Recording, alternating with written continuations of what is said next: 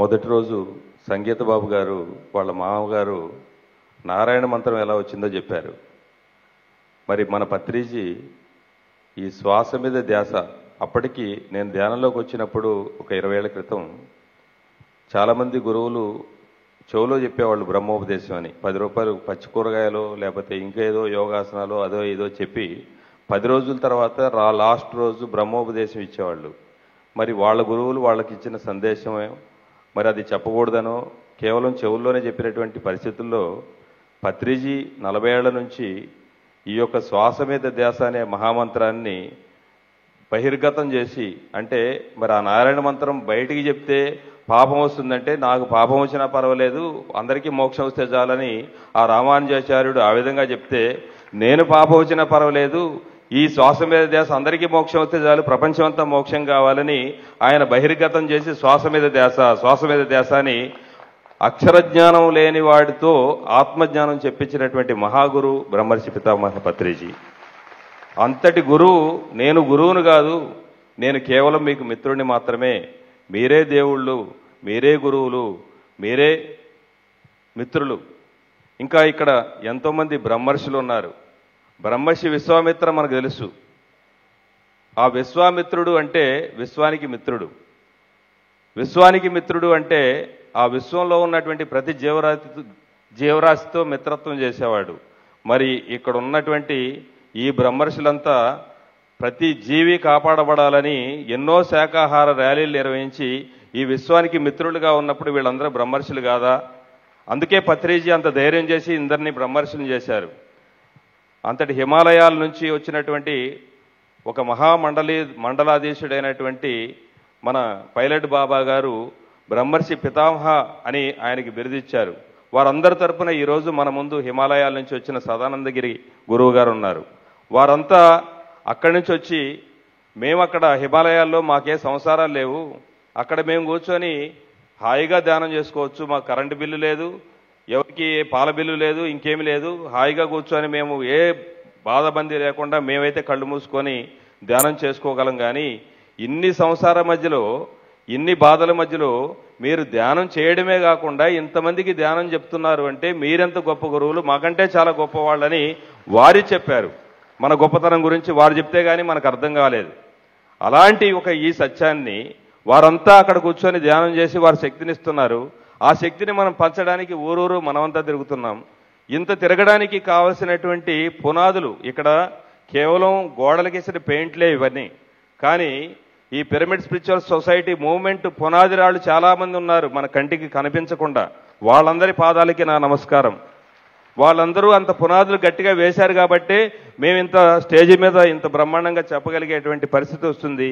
ఈ సత్యాన్ని, ఈ ధర్మాన్ని మరి ప్రపంచమంతా 180 దేశాల్లో 800 కోట్ల మందికి తీసుకెళ్ళాలి అంటే ఈరోజు టెక్నాలజీతో యుద్ధాలు జరుగుతున్నాయి. కొన్ని వేల కిలోమీటర్లు ఇక్కడ స్విచ్ నొక్కితే ఎక్కడో బాంబు మిసైల్స్ వెళ్ళి అక్కడ నాశనం చేయగలిగేటువంటి శక్తివంతమైనటువంటి బాంబులు టెక్నాలజీతో జరుగుతుంటే, మరి ఈరోజు టెక్నాలజీని ఉపయోగించుకునే ఈ సత్యాన్ని కూడా ప్రచారం చేయడం కోసమే పిఎంసి ఛానల్ వచ్చింది. ఇలాంటి పిఎంసి ఛానల్కి పత్రిజీ ఏమన్నారంటే, సార్ ఆయన కోటీశ్వరుడు సార్, ఆయన దగ్గరికి పోతే మనకి ఏమన్నా కోట్లు వస్తాయి సార్ అంటే, అరే మనకి కోటీశ్వరుడు డబ్బులు అక్కర్లేదురా, మన దగ్గర ఉండే వాళ్ళందరినీ కోటీశ్వరుని చేద్దాంరా అన్నారు. ఇంతమంది కోటీశ్వరులు ఉండగా మనకి ఏ కోటీశ్వరుడు కావాలి? వీళ్ళందరూ ఇచ్చిన డబ్బులతోనే పిఎంసి అద్భుతంగా కోట్ల రూపాయలతో మరి ప్రారంభించబడింది. మనం ఇంకా కోట్లు సంపాదిద్దాం, మనం ఇద్దాం, దాంట్లో 10% ఇద్దాం. మనం సంపాదించడానికి ఏం ప్రాబ్లం? కాబట్టి కోటీశ్వరులుగా మనం అందరం తయారవుదాం. ఏంటి, విశ్వం మనమే దేవుళ్ళు అయినప్పుడు, సృష్టికర్తలు మనమైనప్పుడు ఆ డబ్బును కూడా సృష్టించుకోగలం కదా? సృష్టించుకోలేమా? కాబట్టి పిఎంసిని మనం నడిపించలేమా? కాబట్టి మనం ఆ పునాది రాళ్లుగా ఉన్నటువంటి ఎంతోమంది ఆ మాస్టర్లందరికీ మరొక్కసారి ఈ వేదిక మీదకి వచ్చి పిఎంసి ద్వారా మీరు ఎలా పత్రిజీతో కష్టపడ్డారో, ఎలా నడిపించారో మీ అందరూ అనుభవాలు పిఎంసికి కావాలి. నేను మీ దగ్గరకు వచ్చి మీ దగ్గర నుంచి ఇంటర్వ్యూ తీసుకుంటా. మీ అందరి యొక్క అనుభవాలు మరి ఇచ్చి ఈ పిఎంసిని ప్రపంచమంతా తీసుకెళ్లడం కోసం మరొక్కసారి మీరు అందరికీ కనిపించాలని మీ అందరి పాదాలకు నమస్కారం చేస్తూ, అలాగే ఈ వేదిక ద్వారా అంటే ఈ కార్యక్రమం, ఈ యజ్ఞానికి నాకు చిన్న బాధ్యత అప్పచెప్పారు. పత్రిజీ ప్రతి ఊరు వెళ్ళి ప్రతి ఇంటికి వెళ్ళారు. ఆ ఇంట్లో వాళ్ళకి పత్రి గారికి ఒక మంచం ఉంది, ఒక కంచం ఉంది, ఒక ప్లేట్ ఉంది. ఇది పత్రిజీ కంచం, ఇది పత్రిజీ మంచం, ఇది పత్రిజీ అని. అలాంటి అంటే కేవలం ఒకళ్ళింటికే వెళ్ళి ఉండొచ్చు కానీ అందరికీ మా ఇంటికి వస్తే బాగుండు అని పత్రిజీని ఆహ్వానించిన వాళ్ళే ఇక్కడ ఉన్న వాళ్ళంతా.